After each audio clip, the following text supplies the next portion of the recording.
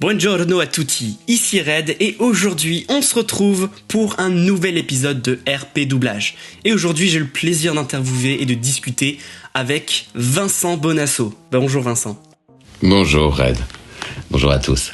Très bien, mais présente-toi un petit peu, dis-nous quel rôle tu fais dans JoJo's Bizarre Adventure vu que c'est l'animé qui est au cœur de ma chaîne.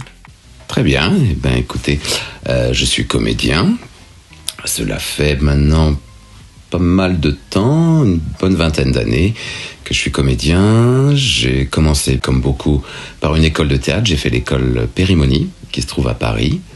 Et suite à ça, j'ai eu la chance de pouvoir jouer dans différents spectacles, que ce soit des spectacles pour enfants, des spectacles chantés, dansés, et ainsi que du théâtre de rue et du théâtre masqué aussi. Voilà. Ok. Donc tout ça pendant une quinzaine d'années. Suite à cela, j'ai eu un petit souci au niveau des genoux, ce qui fait que j'ai dû m'arrêter de jouer sur les planches, sur scène. Et je me suis dirigé, sur les conseils d'amis, vers le doublage, en me disant que je pourrais peut-être essayer, voir ce qui se passe. Donc c'était il y a 5-6 ans à peu près. Très bien. Est-ce que tu pourrais nous dire, donc tu as commencé le doublage il y a 5-6 ans, est-ce que tu pourrais nous dire, voilà, nous parler de tes rôles, ceux qui t'ont plu, ceux qui t'ont marqué, ceux qui te semblent importants ? D'accord. Oui, alors, comme tout comédien qui débute dans le doublage, j'ai d'abord beaucoup assisté pour m'habituer, pour apprendre la technique, voir comment les comédiens aguerris dans ce domaine évoluaient, quels sont les petits trucs à choper. Et suite à ça, on a commencé à me faire confiance et à me donner des petits rôles, ce qu'on appelle les ambiances, petits rôles. Et ensuite, j'ai eu la chance d'avoir des rôles plus conséquents. Celui qui me vient à l'esprit, c'est celui de Benedict Bridgerton, dans les Chroniques de Bridgerton, qui est diffusé actuellement. Et bien évidemment, j'ai Dio Brando dans JoJo's Bizarre Adventure, qui lui fait partie de moi intégralement maintenant, mais j'ai plein de beaux rôles qui me viennent à l'esprit, c'est Bridgerton et Jojo, ouais. Très bien, mais en tout cas, nous on te retiendra pour avoir fait Dio Brando, c'est super. Dio Brando. Prochaine question, voilà, comment as-tu été casté dans le rôle ? Donc comment ça se passe ? Comment as-tu été contacté et comment ça se passe quand tu es casté ? Dis-nous tout. Alors, dans le monde du doublage, soit on a la chance d'avoir doublé des comédiens, je parle plus pour les films, séries, où c'est des... Ouais, le cinéma. Voilà, le cinéma. Et suite à ça, on est rappelé, on devient, entre guillemets, la voix officielle de ces comédiens, américains ou étrangers. Et en ce qui concerne les mangas ou dessins animés, ou de l'animation, là, c'est plus en fonction du directeur artistique qui, lui, fait son casting, ou alors, lorsque c'est des gros rôles comme pour Jojo, il fait ce qu'on appelle des essais. On parle pas de casting, on parle plus d'essais, où là, il pense qu'il y aurait peut-être 5-6 comédiens qui pourraient coller, et il leur demande de venir passer les essais sur quelques phrases un petit peu singulières et emblématiques du personnage à doubler. Et donc c'est comme ça, moi, que j'ai été recruté sur Dio. Alan, donc le directeur artistique, Alan Aubert, qui s'occupe donc de diriger le doublage en français de JoJo's Bizarre, avait entendu ma voix sur d'autres mangas sur lesquels j'avais travaillé. Et il a dit, ça pourrait coller, rencontrons-nous, parce que je ne le connaissais pas à ce moment-là. J'ai passé l'essai et a priori, ça a plu. Donc j'ai été choisi. Et je me souviens l'essai, je me souviens, il voulait qu'on puisse faire Dio jeune et ensuite Dio quelques années plus tard, lorsqu'il évolue, on va dire, au fil des saisons. D'accord, très bien. Et est-ce que tu savais combien il y avait de personnes à peu près qui sont passées pour le rôle ? Oui, souvent au niveau des essais, comme j'ai dit, on est à peu près 4-5 à passer pour un rôle. Pas beaucoup plus, parce que sinon après, ils font, une présélection en amont. Ils connaissent nos voix, normalement, les directeurs artistiques ou les chargés de production. Et c'est suite au personnage, quelle voix ils veulent mettre, qui font leur sélection des comédiens potentiellement qui pourraient coller donc au personnage. Oui. Donc on était 4-5, je crois. Oui. D'accord, c'est pour ça donc il y a des démos de doublage sur vos sites ou encore RS Doublage, qui est un super site d'ailleurs, c'est là où je vais beaucoup me renseigner. Donc c'est pour ça, c'est pour une présélection. Tout à fait. C'est aussi c'est vrai qu'on poste des bandes démos et on doit les mettre à jour régulièrement pour pour se faire connaître des nouveaux directeurs artistiques, pour se faire connaître des gens qui sont chargés de faire des distributions de rôles, et aussi pour montrer notre travail, parce que on aime bien, on est fiers quand même de ce qu'on fait, on essaye de bien le faire, et on a envie que ça plaise et qu'on nous rappelle pour faire d'autres belles choses comme ça. Ouais. Super.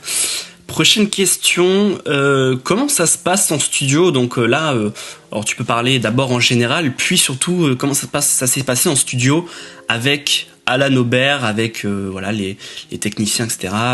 Est-ce que tu as doublé tout seul? Est-ce que tu as doublé avec d'autres comédiens? Raconte-nous tout. Alors, comment ça se passe donc une journée d'enregistrement en studio de doublage?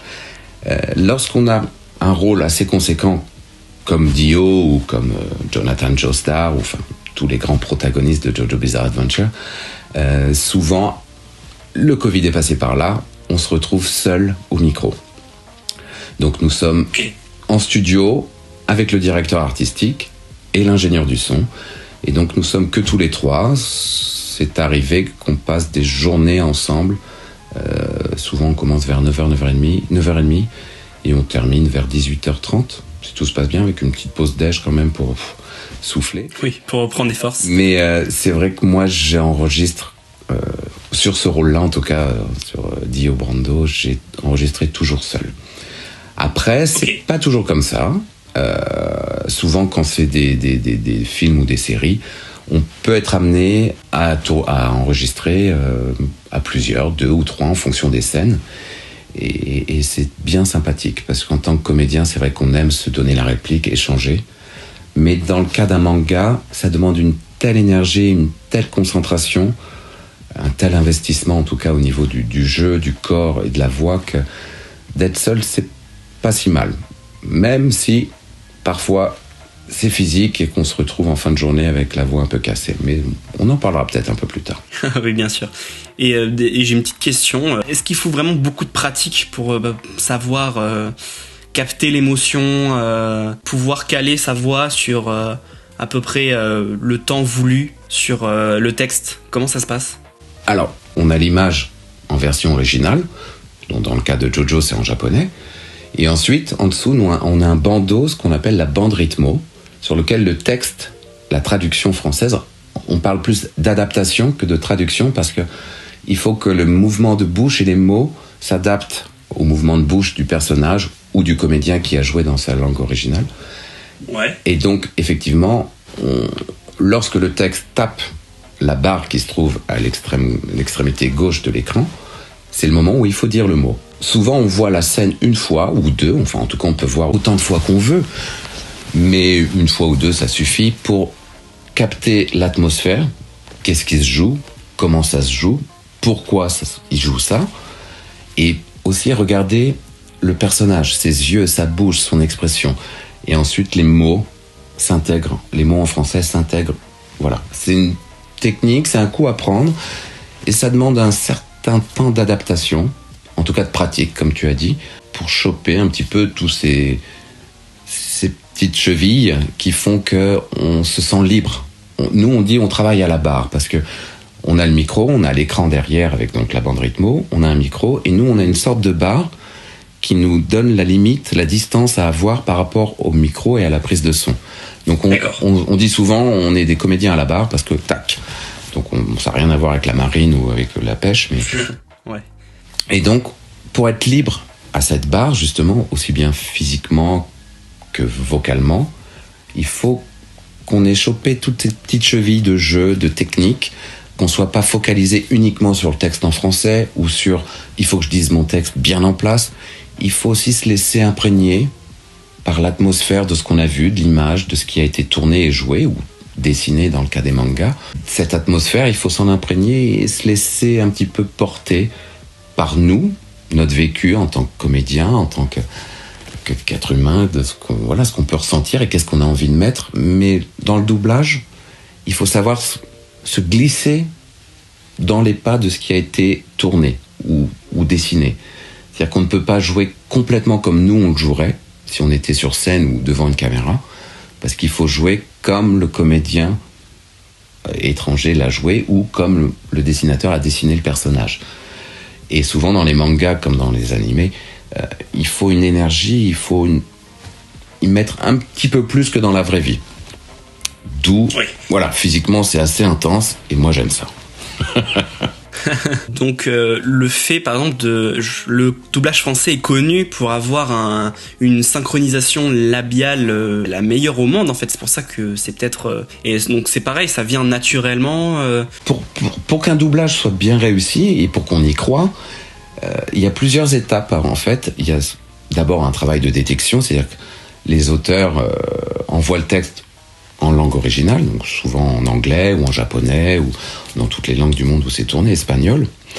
Et ensuite, le travail de l'adaptateur. C'est pour ça qu'on ne parle pas de traduction et que si vous regardez une série avec les sous-titres en français, vous n'aurez pas le même texte joué. Si vous regardez la VF et les sous-titres français, c'est pas tout à fait le même texte. Parce que il y a un travail d'adaptation pour, comme j'en ai parlé tout à l'heure, pour que les mots collent au mouvement des lèvres du personnage qu'on double. Et donc, si l'adaptation est bien faite, normalement ça colle. On se met dans l'humeur du personnage, on dit et on joue les mots de l'adaptateur et ça colle. Après, nous on parle de labial, de souffle, enfin tout ça, bon, ça c'est un jargon technique, mais effectivement, comme tu l'as dit très justement, parfois on doit faire des petits ajustements, des petites bidouilles, parce que certaines langues, ils ont des expressions. Quand un Américain dit merci, c'est vrai qu'il ouvre une bouche énormissime, alors que nous, en français, notre merci, on ouvre à peine la bouche. Donc il faut truquer, il faut rajouter des petites chevilles, des petits merci beaucoup. Et dans le cas du manga, c'est, comme je disais tout à l'heure, c'est une énergie. C'est plus au niveau de l'intention. On parlera beaucoup plus fort, plus long, on laissera résonner les mots, les consonnes, et ce qui fait que ça remplira complètement la bouche et on aura cette sensation que ça a été fait en français. En tout cas, c'est le but qu'on recherche, même si ce sera jamais comme la VO, mais en tout cas, on essaye de faire en sorte que ça marche. On y croit. Super, mais écoute, c'était super intéressant ce que tu me dis. On découvre un petit peu tous les jours, voilà, c'est ça sert à ça les interviews aussi, un petit peu de découvrir comment ça se passe, parce qu'on a bien quelques petites images qui traînent par-ci par-là sur internet, mais c'est toujours un plus intéressant d'avoir le point de vue de quelqu'un qui travaille vraiment. C'est vrai que dans le métier du doublage, comme dans le métier de comédien, nous on arrive à la toute fin de la chaîne de travail, c'est-à-dire que, comme je l'ai expliqué, il y a eu d'abord, on reçoit le produit, donc la série ou le manga. Il y a le script qui est envoyé, donc la détection de tous les textes, des personnages, de qui intervient, qui dit quoi. Et ensuite, le travail de l'adaptateur, qui doit traduire et adapter les expressions, les tournures de phrases, les mots, pour que ça colle au mouvement des lèvres, et aussi que ce soit compréhensible et actuel. C'est-à-dire que s'il y a des expressions typiques japonaises qu'on traduit par une vieille expression française d'il y a 30 ans, ça va pas marcher. Il faut mettre des expressions actuelles, contemporaines, qui parlent au public, aux gens, aux spectateurs. Sinon, ils vont se dire, oh là là, c'est complètement... on n'y croit pas, là, je retourne à la VO. Non, c'est pas le but. Suite à ça, on fait appel au directeur artistique qui fait son casting, les comédiens sont choisis, et on fait la phase d'enregistrement avec les ingénieurs du son. Une fois que tout a été enregistré, l'ingénieur du son fait le montage, retravaille un petit peu le son au niveau de plus fort, moins fort, nettoie, parce que nous sommes humains malheureusement et nous faisons des bruits de bouche. Eh oui, donc il faut nettoyer ça. Ah oui, c'est horrible ça. Eh oui. Et suite à ça, c'est vérifié par le client qui valide, qui dit c'est très bien, c'est moyen bien ou c'est pas bien du tout. Et on recommence ou pas. Mais c'est vrai qu'il y a beaucoup de corps de métier qui interviennent pour un travail, et c'est peut-être pour ça, enfin, en tout cas, on essaye d'avoir un résultat le plus parfait possible dès le début. On essaye. Mais c'est comme partout. Parfois, il y a des impératifs de temps, de budget, qui font que le travail n'est peut-être pas aussi minutieux qu'il devrait l'être. Mais on essaye toujours de faire de notre mieux. C'est l'essentiel. Super. Prochaine question. On va passer sur quelque chose du plus cadré, sur Jojo, des petites questions plus cadrées, sur la VF. Donc, dans un premier temps, Qu'est-ce que tu penses de Dio? Qu'est-ce que tu penses de ton personnage et que retiens-tu de lui? Est-ce que tu as des petites anecdotes à nous raconter? Qu'est-ce que je retiens de Dio? Comment je l'ai abordé, ce personnage? Alors, je vais être tout à fait honnête avec vous. Moi, je suis pas du tout de la génération des mangas.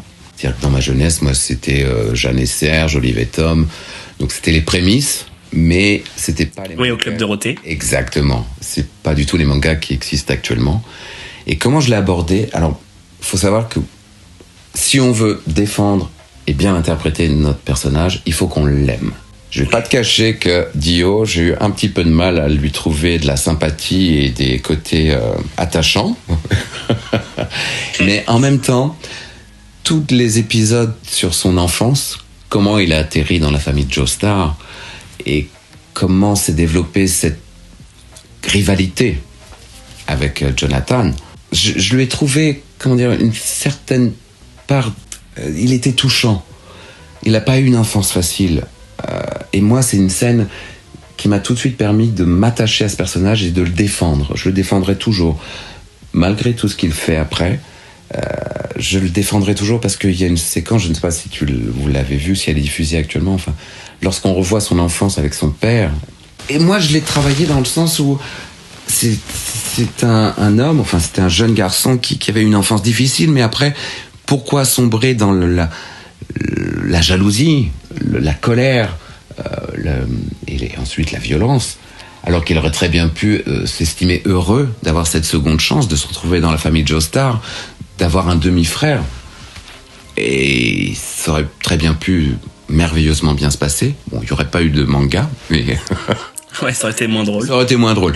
Mais j'ai essayé de le comprendre, de me mettre à sa place en me disant peut-être que moi aussi j'aurais une telle haine, violence au fond de moi que j'aurais pas pu protéger ma mère, me sentir inférieur, impuissant, que j'aurais développé ce sentiment de maintenant, vaille que vaille, je vis ma vie et je prends tout ce que je veux et tant pis pour les autres, quoi.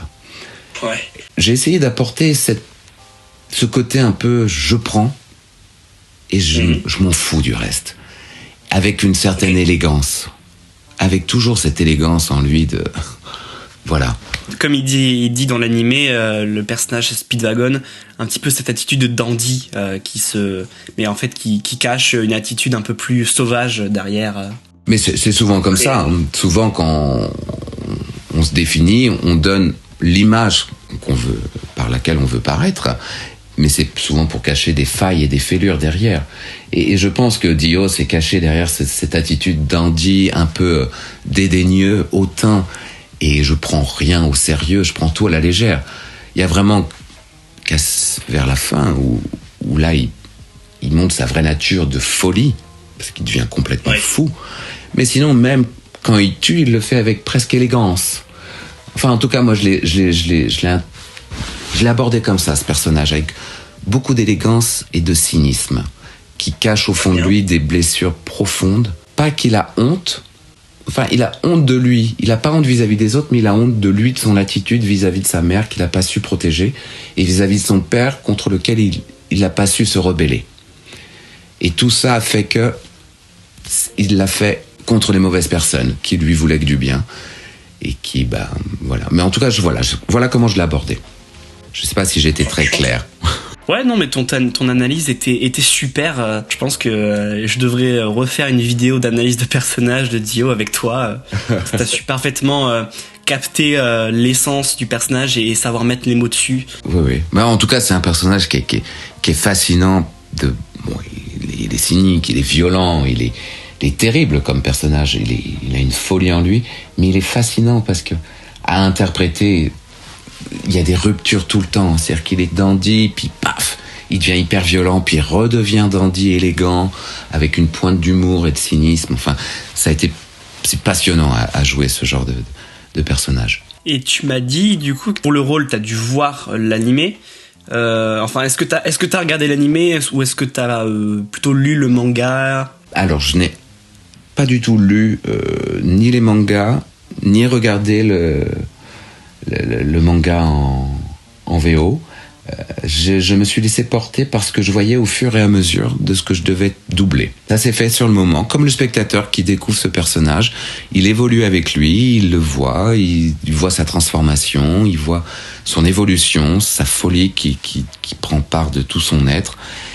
Et donc voilà, je pense que si j'avais lu l'intégralité des livres, ça aurait peut-être faussé, où j'aurais joué en tout cas le Dio jeune avec une pointe de folie qui n'est pas encore là. Okay. En tout cas, je voulais être complètement neutre vis-à-vis de ce personnage et le découvrir en même temps que le spectateur qui découvre la série au fur et à mesure des épisodes. Donc parfois, on peut juger que c'est peut-être dommage que ce soit le même comédien qui ait doublé Dio jeune et Dio adulte. On a essayé de faire en sorte de rajeunir ma voix. Mais pour la petite anecdote, moi, à 16 ans, j'avais la même voix que maintenant. Donc, je me dis que, oui, ça pouvait faire peur, je sais. Surtout quand on sait que maintenant, tu es devenu Dio, en quelque sorte, par la voix. Donc ça... Oui, il faut que je fasse attention quand je rigole. Chair de poule. Quand je rigole dans le métro, il faut que je fasse attention, parce que sinon, je peux faire peur. Et est-ce que tu as quelques petites anecdotes, encore d'autres petites anecdotes sur Dio? Est-ce qu'à un moment, je sais pas, tu t'es cassé la voix? Est-ce qu'à un moment, est-ce qu'il y a eu des moments drôles, des petits trucs comme ça durant le doublage? Pendant le doublage de Dio, oui, il y a eu des petits moments un peu particuliers, rigolos. Bien évidemment, casser la voix, ça, c'est indéniable, parce que quand on fait une journée entière avec des muda, il faut y mettre la pêche. D'ailleurs, pour la petite anecdote, c'est drôle parce que Alan, donc le directeur artistique, a dû remplacer Bertrand, qui faisait Joseph ou Jonathan, je sais plus quelle personne. Jotaro, voilà. Et il n'arrivait pas à rouler les R. Donc les uri, il n'y arrivait pas. Voilà, ora. Donc ora, il n'y arrivait pas. Donc c'est Alan qui l'a fait à sa place. Et à la fin de la journée, on avait tous les deux la voix cassée. C'était formidable. Ah, oui. Donc on se parlait comme ça. C'était super, on a bien fait le job. Mais enfin, non. Sinon après les petites anecdotes, c'est vrai que Dio me fait beaucoup rire quand il part dans des explications de texte. J'appelle ça comme ça. Où il se met à parler et à expliquer tout ce qu'il fait, pourquoi il le fait, qu'est-ce que c'est que The World et tout ça. Oui, c'est ça. Au moment où Kakyoin, il arrête le temps devant Kakyoin où il explique c'est le pouvoir de The World, mais tu ne l'entends pas. Il y a presque une petite touche il se rend compte qu'en fait il parle un peu dans le vent. Et ça, c'est très drôle qu'il l'assume. Moi, il me fait beaucoup rire parce qu'il parle tout seul, il s'écoute, mais ça va avec le personnage que j'ai voulu donc construire. C'est-à-dire ce personnage qui aime s'écouter parler, qui aime donner des leçons, qui a besoin de écoutez-moi, regardez-moi, je vais tout vous expliquer, moi je sais tout sur tout, et vous pauvres petits humains de rien du tout, voilà. Et voilà, donc il y a eu des moments de franche rigolade parce que quand il se met à parler non-stop pendant plusieurs minutes, moi il y a des fois je n'en pouvais plus, j'avais plus de souffle, donc voilà, je ne suis pas Dio, je ne suis que sa voix française, donc je n'ai pas son énergie. Mais voilà, mais effectivement non, casser la voix, ça a été régulier. Et sinon pour les Muda ou encore le Yuri et tout, est-ce que ça prend beaucoup d'essais à faire avant d'en trouver un parfait? Et est-ce que à chaque fois que tu le fais, genre c'est différent, mais il faut vraiment faire beaucoup d'essais pour pouvoir trouver le bon et le garder?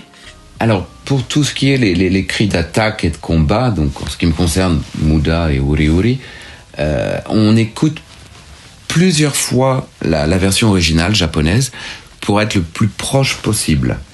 C'est-à-dire voilà, le Uri, on voulait pas faire Uri, donc ni Uri, voilà. Donc il fallait rouler un peu le R, en même temps mettre l'accent tonique comme le japonais. Donc on essayait d'être le plus proche possible, mais on n'a pas fait énormément d'essais dans le sens où, comme je l'expliquais avant, c'est fatigant au niveau vocal. On a beau savoir placer notre voix, quand il faut crier, quand on est en attaque, on y va, on donne la patate et on peut pas le refaire 10 fois de suite, sinon là c'est terminé, on perd notre voix pour plusieurs semaines. Et comme on travaille sur d'autres projets, ce serait un petit peu embêtant. Ça, c'est embêtant. Ouais. Donc non, on l'a écouté beaucoup de fois. On a fait des essais au niveau de la prononciation. Est-ce qu'il faut mettre l'accent tonique sur le mou, sur le da, quand ils vont très très vite, quand ils font mouda, mouda, mouda, mouda, mouda, mouda, mouda, mouda, le mouda devient mda, mda. Enfin voilà, c'est des petits trucs. Et ensuite, on y va, on se lance, on réécoute, on fait VO, VF, VO, VF. On se dit, bah voilà, ça va pas, est-ce qu'il faut le refaire? Mais non, mais franchement, je vous invite à essayer de le faire pendant 1 minute, mouda, mouda, mouda, mouda, mouda, mouda, avec l'énergie en combat. Vous allez voir, vous allez être crevé, vous allez bien dormir après. En plus, vu qu'on n'a pas l'habitude, c'est vrai que ça va être, si je l'essaye, ça va être, en plus en vraiment criant. Ah bah vous vous amusez, vous vous mettez dans un parc en face d'un copain, il y en a un qui dit mouda mouda, l'autre qui dit oré oré oré, et voilà, vous allez voir. Après, vous aurez bien mérité de boire une petite bière en terrasse. Exactement.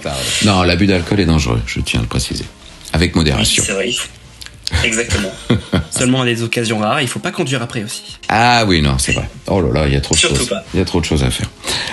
Question suivante. Donc du peu que tu as vu de JoJo's Bizarre Adventure, vu que du coup tu nous as dit que tu avais vu juste les parties où tu doublais, qu'en as-tu pensé? Et est-ce que tu songes à regarder la série? Est-ce que tu songes aussi peut-être à commencer un petit peu les animés, l'Attaque des Titans, les trucs assez populaires? Alors, est-ce que j'ai envie de voir la série? Oui, indéniablement. Qu'est-ce que j'en ai pensé? J'ai trouvé que le graphisme était juste dingue, magnifique. Les personnages, ils sont tous charismatiques, attachants. Enfin, j'ai trouvé je comprends l'engouement que ça peut provoquer, car la première fois que j'ai vu les images, j'ai dit mais c'est juste, voilà, c'est complètement dingue et c'est magnifique. Après, j'ai trouvé qu'il y avait quand même beaucoup de violence. C'est très violent pour moi qui suis plutôt, malgré ma voix qui peut laisser penser le contraire, je suis quelqu'un de très romantique, très à l'eau de rose, j'aime tout ce qui se termine bien, les rom-coms, les feel-good movies, enfin tout ça. Néanmoins, d'avoir travaillé sur ce projet et d'avoir donc évolué, parce que Dio, j'ai cette chance-là, c'est un des personnages qui est sur plusieurs saisons. Oui, 2 saisons. Vous allez être surpris, peut-être qu'il revient après. Ah oui. Pour ceux qui n'ont pas encore vu la dernière. Voilà. Il y a les flashbacks, c'est toujours possible. Et donc, j'ai très envie de regarder tout cet univers de JoJo's Bizarre Adventures au fil des saisons, et je vais m'y coller quand j'aurai le temps. Parce que là, en ce moment, il y a beaucoup de travail et je viens d'avoir un petit bébé qui a 7 mois et ça prend aussi beaucoup de temps. Mais promis, en tout cas, le graphisme, les intrigues et tout ce qui se passe dans ce manga me donne énormément envie de m'y intéresser. Mais je regarderai plus la version animée que les livres. Oui, c'est compréhensible, c'est plus accessible. Voilà. Parce que oui, les livres, ça devient cher. Je les ai tous, moi. Ouf, ça a fait un petit billet quand même. Ouais, au-delà de ça, mais c'est que je pense qu'il faut vraiment être dans le manga. Comment on dit, les fans de manga, c'est un univers très particulier. Et je n'ai pas en tout cas cette culture, mais un jour peut-être je m'y attellerai, car c'est un monde qui me fascine. Et enfin, donc la dernière question qui va conclure cet épisode, cette interview RP doublage. Quelques mots, est-ce que tu as quelques mots pour convaincre les gens qui nous écoutent, qui peut-être sont abonnés mais qui n'ont jamais vu la VF, de regarder de nouveau l'animé en VF, ou alors pour les nouveaux venus, pour découvrir l'animé JoJo's Bizarre Adventure en VF? Qu'est-ce que tu pourrais nous dire? Ah, vaste sujet. Alors, je reprendrai juste les termes d'Alfred Hitchcock, qui lui disait « Je préfère un bon doublage plutôt que les gens regardent le film en étant concentrés sur le sous-titrage et sans faire attention à ce qui se passe à l'image. » En gros, et je suis assez d'accord avec lui, si un bon doublage est fait, on peut se laisser complètement captiver par l'image, le dessin et tout ce que l'auteur a voulu y mettre. Alors que si on a l'œil constamment rivé sur les sous-titres, on perd, 15, 20, voire 30% de ce que l'auteur a voulu mettre dans ses dessins ou dans sa mise en scène s'il s'agit d'un film ou d'une série. Et donc, c'est en ça que je dirais que regarder une série, un manga ou un film en version française, c'est pas si mal que ça. Et puis on essaye, comme je l'ai expliqué tout à l'heure, de faire le meilleur boulot qu'on puisse, en tout cas d'être plus proche de la version originale, sans trahir, sans mettre de contresens, sans mettre de faux sens, en étant totalement investi dans notre travail, dans l'humeur de ce qui a été joué ou dessiné. Et donc après, il y aura toujours les puristes qui diront que rien ne vaut une bonne VO. Mais en tout cas, je pense que oui. C'est pour ça, j'ose reprendre cette citation d'Alfred Hitchcock qui disait « Quand on fait un film ou quand on fait un dessin animé, ils y mettent tout leur cœur. Que ce soit dans la mise en scène ou que ce soit dans le dessin. Et donc ce serait dommage que le spectateur ou le téléspectateur ne regarde qu'une partie parce qu'il est concentré sur la traduction avec les sous-titres et rate peut-être des petites choses à droite à gauche que l'auteur a glissées et qui échapperaient donc à la vigilance parce qu'on est concentré sur la traduction. Donc, ouais. Et pourquoi regarder Jojo en VF? Pour se laisser complètement envahir par cette atmosphère délirante, ces personnages grandiloquents et cette énergie diaboliquement violente. Merci pour ton petit discours, ton petit ressenti, je suis complètement d'accord. La VF m'a permis d'un peu redécouvrir l'animé et me concentrer sur les visuels plus que sur les sous-titres, sur ce qu'ils disent. Et ça, c'est vraiment hyper important. Et surtout, revoir l'animé comme ça, c'était vraiment une très bonne expérience. Et finalement, c'est passé plus vite que ce que je pensais, parce que c'est quand même assez long comme animé, c'est 150 épisodes. Oui, c'est pas mal. Et on peut se dire que le revoir, ça met du temps, etc. Et finalement, ça peut être assez chiant, mais en VF, franchement, c'était un grand plaisir de regarder les épisodes. Bon, super. Super. Merci beaucoup. Merci beaucoup à toi d'être venu. Ça m'a fait extrêmement plaisir. Est-ce que tu as quelque chose à ajouter Non, merci infiniment. Merci beaucoup de m'avoir donné ce temps de parole. C'est nouveau pour moi, ça me touche. Mais en tout cas, je suis plus qu'heureux de cette interview, parce que ça veut dire que mon travail vous a plu et que tout ce que j'ai mis dedans, mon énergie, c'est que ça a plu, ça a marché. Donc je suis ravi. Merci, c'est moi qui te remercie. Merci beaucoup. Ouais, c'est moi qui te remercie d'avoir accordé ton temps quand même sur une soirée comme ça. Ça va. Alors que tu as déjà beaucoup de travail, etc. Et ça demande aussi un petit peu de temps. En tout cas, merci encore une fois de m'avoir d'être venu, de m'avoir accordé du temps pour cet épisode de RP doublage. Les autres épisodes sont disponibles, notamment avec Bertrand Nadler et Laurent Blancpain, qui sont donc respectivement les comédiens qui doublent Jotaro et Diavolo, donc c'est disponible sur la chaîne. J'espère que ça vous a fait plaisir de découvrir le comédien, la personne qui se cache derrière le personnage de Dio. C'était Red Plus, accompagné de Vincent Bonasso. À la prochaine. Arrivederci.